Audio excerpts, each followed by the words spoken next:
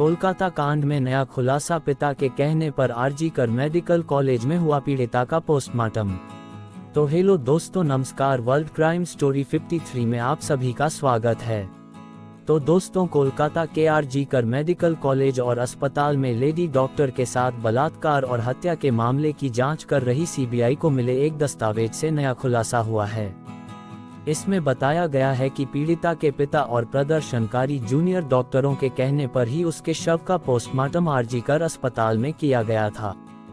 इस दस्तावेज से ये भी पता चला है कि जूनियर डॉक्टरों ने 5 मांगें की थीं, जिसके पत्र पर पीड़िता के पिता के हस्ताक्षर भी हैं। जूनियर डॉक्टरों और पीड़िता के पिता ने 5 मांगों के साथ एक लिखित पत्र तत्कालीन प्रिंसिपल संदीप घोष को सौंपा था। उसमें पहली मांग ये थी कि न्यायिक मजिस्ट्रेट की देखरेख में आरजीकर मेडिकल कॉलेज और अस्पताल में पीड़िता के शव का पोस्टमार्टम किया जाए।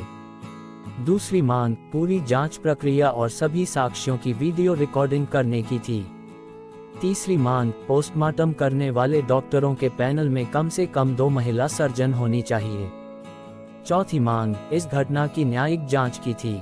पांचवी मांग शव के पोस्टमार्टम के वक्त 4 लेडी ट्रेनी जूनियर डॉक्टरों पीजीटी मौजूद होनी चाहिए। इस मांग पत्र पर पीड़िता के पिता के हस्ताक्षर थे। इस मांग पत्र को पुलिस चौकी के माध्यम से डीसीपी को भेज दिया गया था। कोलकाता पुलिस के एक शीर्ष अधिकारी ने दावा किया कि मृत महिला डॉक्टर का पोस्टमार्टम प्रदर्शनकारी डॉक्टरों की मांग को स्वीकार करने के बाद की गई थी। इसकी वीडियोग्राफी भी की गई थी। पूरी प्रक्रिया एक न्यायिक मजिस्ट्रेट की देखरेख में की गई थी। दरअसल इस मामले में ये सवाल उठाया जा रहा है कि आरजीकर अस्पताल में ही पोस्टमार्टम क्यों किया गया था, जबकि नियम के अनुसार निष्पक्षता बनाए रखने के लिए पोस्टमार्टम किसी दूसरे अस्पताल में किया जाना चाहिए था। पूर्व प्रिंसिपल संदीप घोष के निर्देश पर तथ्य दबाने के भी आरोप लगे हैं। इस केस की जांच कर रही सीबीआई ने पिछले दिनों कोर्ट में बड़ा खुलासा किया था।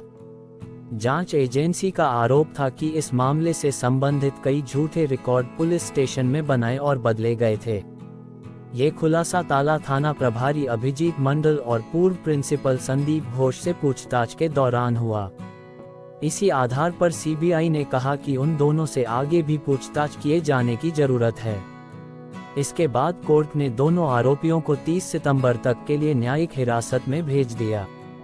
सीबीआई ने कोर्ट में कहा था कि ताला पुलिस स्टेशन के सीसीटीवी फुटेज के डीवीआर और हार्ड डिस्क को डेटा निकालने के लिए कोलकाता सीएफएसएल भेजा गया है। उक्त डेटा और रिपोर्ट के आधार पर आरोपियों से हिरासत में आगे की पूछताछ की आवश्यकता है, जो कि 1 या 2 दिन में मिलने की उम्मीद है। दोनों आरोपियों के मोबाइल फोन को भी डेटा निकालने के लिए सीएफएसएल भेज दिया गया है। इन दोनों डेटा के आधार पर अहम सबूत मिलने की संभावना है। इससे पहले भी सीबीआई ने कोलकाता पुलिस की लापरवाही को लेकर एक बड़ा खुलासा किया था। जांच एजेंसी ने कहा था कि मुख्य आरोपी संजय रॉय की गिरफ्तारी के 2 दिन बाद उसके कपड़े और सामान बरामद किए गए थे। पुलिस ने ये जानते हुए कि आरोपी से जुड़े सामान अपराध में उसकी भूमिका तय करने में अहम साबित हो सकते हैं, इसके बावजूद देरी की गई थी। संजय रॉय को 10 अगस्त को सीसीटीवी फुटेज के आधार पर गिरफ्तार किया था। उसे वारदात के दिन तड़के 4:03 बजे अस्पताल के सेमिनार हॉल में प्रवेश करते हुए देखा गया था। एक सीबीआई अधिकारी ने कहा था, अपराध में आरोपी की भूमिका पहले ही सामने आ चुकी थी, लेकिन पुलिस ने उसके कपड़े और सामान जब्त करने में 2 दिन की अनावश्यक देरी की थी। कलकत्ता हाई कोर्ट के आदेश के बाद 14 अगस्त को सीबीआई ने इस केस की जांच अपने हाथ में ली थी।